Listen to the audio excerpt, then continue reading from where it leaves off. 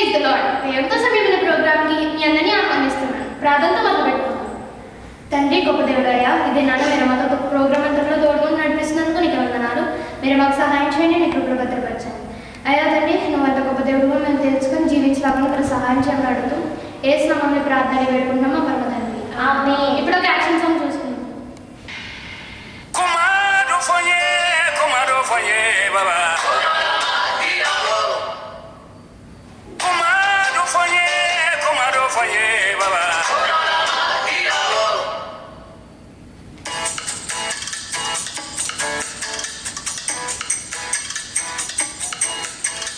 Hamba nachi kuluachu, hamba nachi kuluachu, hamba nachi kuluachu, hamba nachi kuluachu, kuluachu, kuluachu, kuluachu, luluachu, kuluachu, kuluachu, kuluachu, luluachu.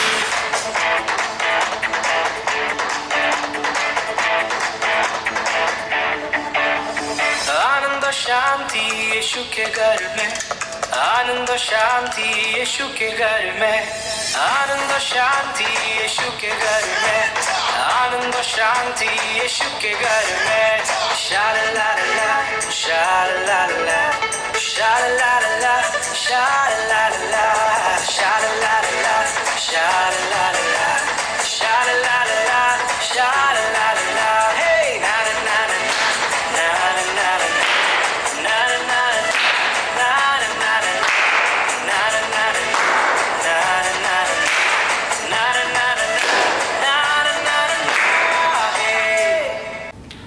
ఈరోజు మనం స్టోరీలో దేవుడు ఆయన పునరుద్ధానం గురించి ఆయన ఎలా సెలవేయబడ్డారు ఇవన్నీ తెలుసుకున్నాం.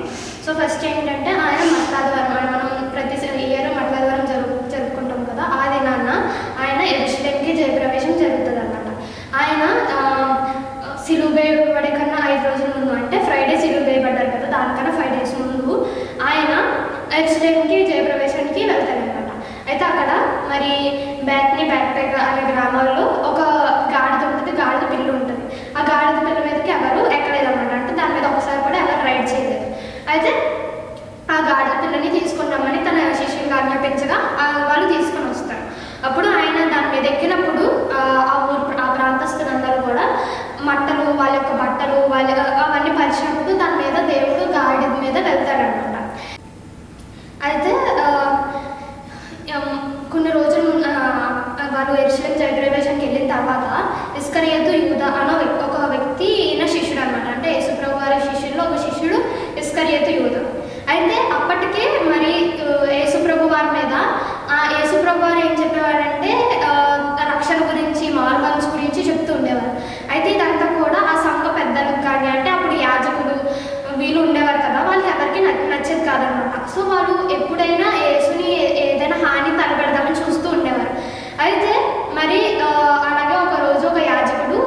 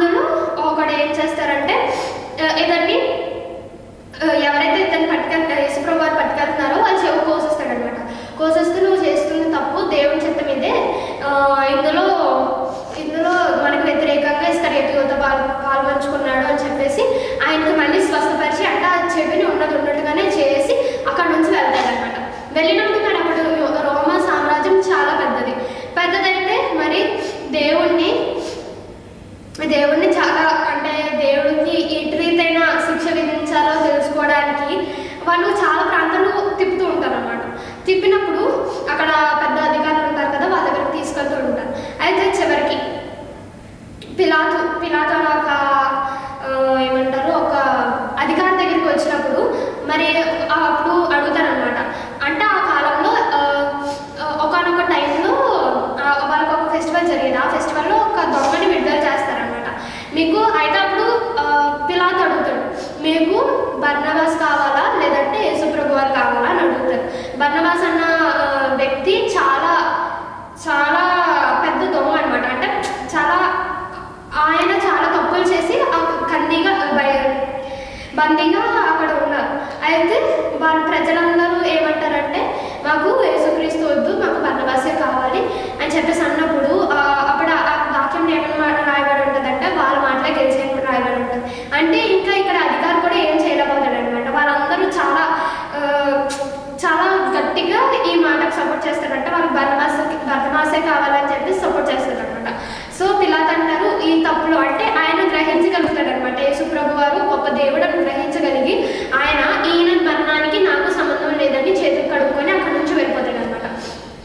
వెళ్ళిపోయినప్పుడు మరి ఇందులో ఏమవుతుందంటే పేతురు 3 మార్లు యేసుప్రభు వారు ఎవరో అని నాకు తెలీదు అని చెప్పేసి 3 మార్లు ఆయన చెప్పడం అనేది జరుగుతుంది. అంటే ఇలాగా ప్రభు వారికి అన్ని వ్యతిరేకంగా జరగడం స్టార్ట్ అయితే ఫ్రైడే పొద్దున్న 9 గంటలకి ఆయన సిలువ మోసుకోవడం స్టార్ట్ అవుతుంది. అది చాలా బరువైన సిలువ. దేవుడు మిగతా దొంగలు వీలైతే వాళ్ళు చేసిన తప్పుకి వాళ్ళు శిక్ష భరిస్తున్నారు.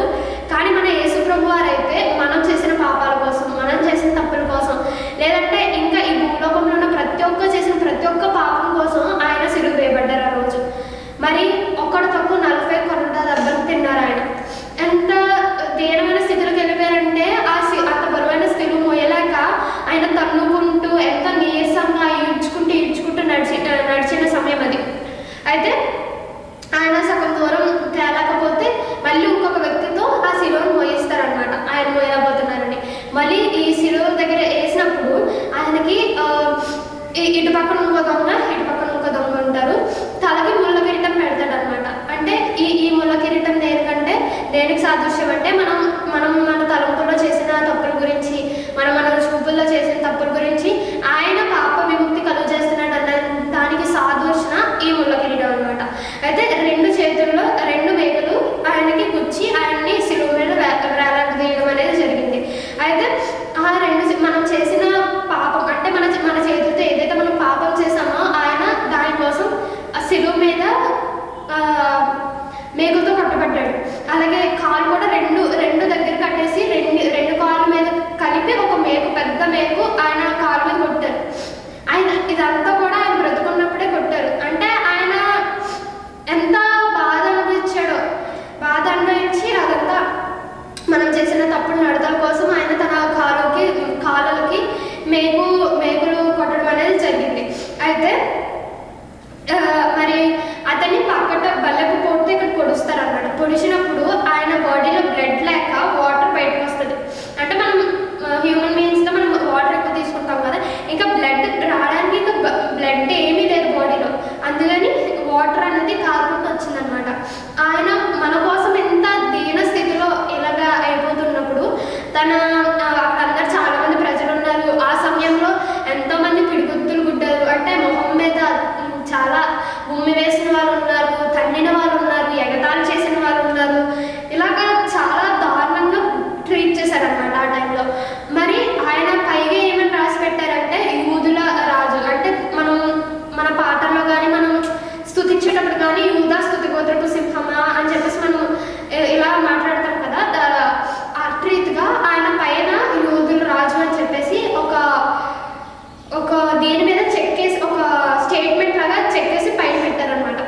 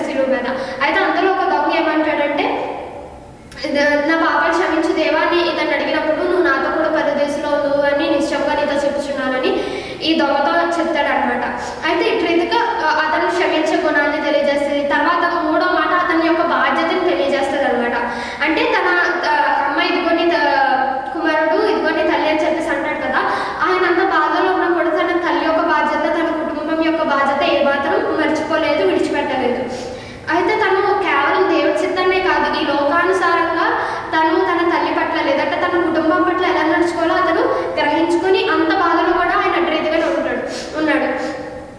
ఇంకా ఆయన ఒక టైంలో ఏమవుతుందంటే దేవుడు మన పాపాలన్నీ యేసుప్రభు వారి మీద పడడం వల్ల తండ్రి అయిన దేవుడు కుమారుడైన యేసుప్రభు వారి చెయ్యి విడిచిపెట్టేస్తారనమాట. ఎందుకు? యేసుప్రభు వారు అంటే ఇష్టం లేక కాదు, మనం చేసిన పాపాన్ని ఆయన తట్టుకోలేకపోతాడు. ఎందుకంటే ఆయన స్వరూపంలో ఆయన స్తుతించాలని ఆయన మనల్ని చేసుకున్నాడు. కానీ ఆయన వ్యతిరేకంగా మనం ఎంతగానో పాపం చేస్తున్నాం కాబట్టి ఆయన అది తట్టుకోలేక ఇతన్ని చేయి విడిచేస్తారనమాట. అప్పుడు ఆయన యేసుప్రభు వారు అది కూడా ఎంతో బాధపడుతూ చెప్తారనమాట. చివరికి ఆయన ఆ శిలువ మీద ఏడు మాటలు పలికి ఆయన మరణించడం అనేది జరిగిన తర్వాత ఈయన్ని తీసుకెళ్ళి ఒక సమాధిలో దాచి ఉంచుతారనమాట. దాచి ఉంచిన తర్వాత 3వ రోజు మగ్దలేని మరియ వచ్చి దేవుడి దగ్గరికి వచ్చి అసలు ఏమవుతుంది అని చెప్పి నిజంగా దేవుడు ముందుగానే చెప్పాడు. 3వ దినాన నేను లేస్తానని ముందుగానే ఆయన చెప్పాడు కనుక వెళ్ళి చూస్తారనమాట. చూసినప్పుడు అప్పట్లో ఎలా ఉండేదంటే ఒక ఓపెన్ అండ్ క్లోజ్ సమాధంలో ఉండేవన్నమాట. అంటే ఒక గుహలో ఉంటే దానికి అడ్డంగా తలుపు ఉండేలాగా ఉండేది.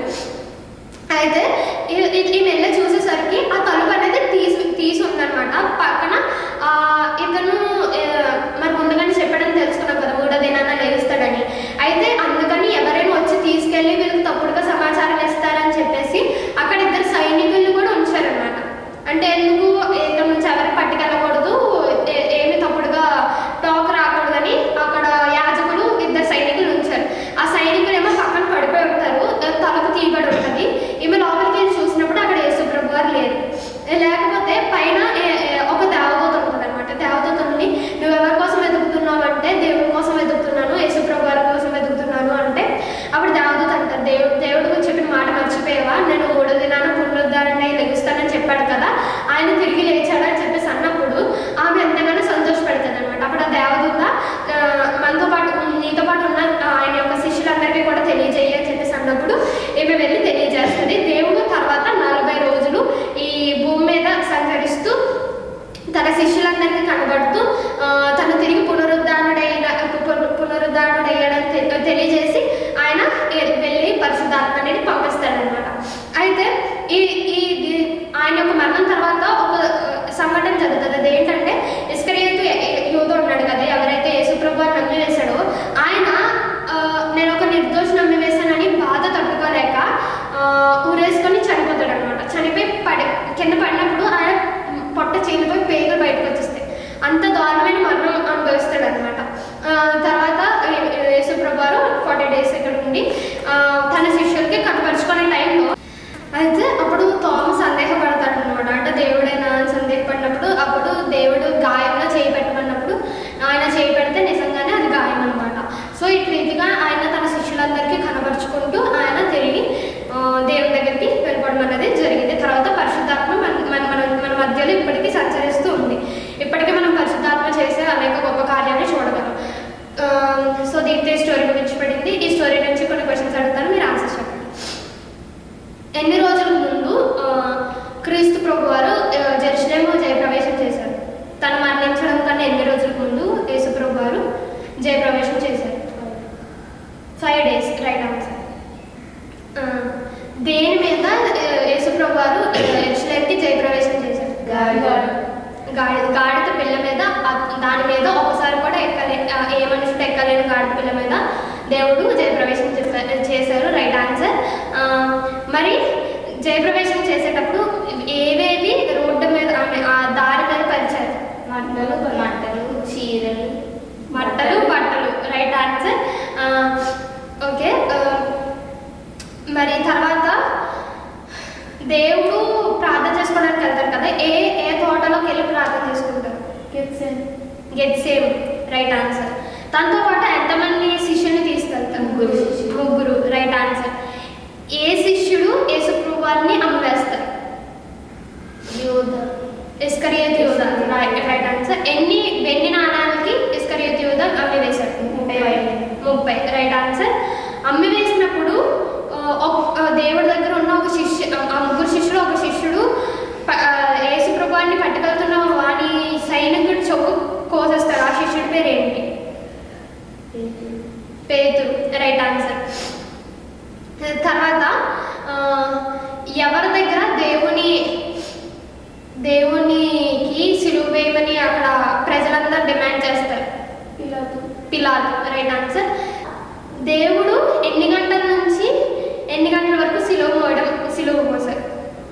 ఉదయం 9 గంటల నుంచి సాయంత్రం ఉదయం 9 గంటల నుంచి సాయంత్రం 3 గంటల వరకు, రైట్ ఆన్సర్. దేవుడు సిలువ మీద ఎన్ని మాటలు పలికాడు? 7. ఓకే. దేవుడు పక్కన ఎవరెవరు ఉన్నారు? ఇద్దరు దొంగలు, right answer.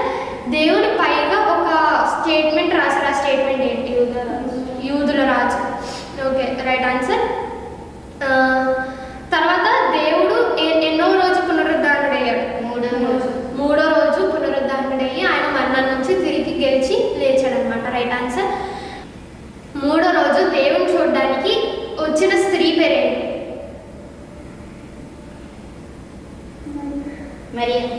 మగ్దలేని Mariya, right answer. Okay. దేవుని సమాధి దగ్గర ఎవరిని కాపలా ఉంచారు? ఇద్దరు సైనికుల్ని కాపలా ఉంచారు, ఓకే, రైట్ ఆన్సర్. మరి దేవుడు పునరుద్ధారణుడైన తర్వాత ఈ భూమి మీద ఎన్ని రోజులు ఉన్నారు? 40 days, రైట్ ఆన్సర్. దీంతో క్వశ్చన్స్ ముగించబడింది, ప్రార్థనతో ముగించుకుంది. తండ్రి, గొప్ప దేవుడు అయ్యా, మహోన్నతుడు తండ్రి, ఇది నా ప్రోగ్రామ్ అంతట్లో మీరు మాకు సహాయం చేసినందుకు నీకు వందనాలు అయ్యా. నువ్వు తండ్రి మా కొరకు సిలువ వేయబడ్డావని మేము తెలుసుకొని అయ్యా తండ్రి, నీ రక్తంలో మేము కడవబడి నీ రక్షణ పొందుకొని మేము జీవించలాగా మీరు మాకు సహాయం చేయండి. మీ కృపలో భద్రపరిచి మనం అడుగుతూ యేసు నామములో ప్రార్థన వేడుకుంటున్నాం మా పరమ తండ్రి, ఆమేన్. Praise the Lord. మళ్ళీ నెక్స్ట్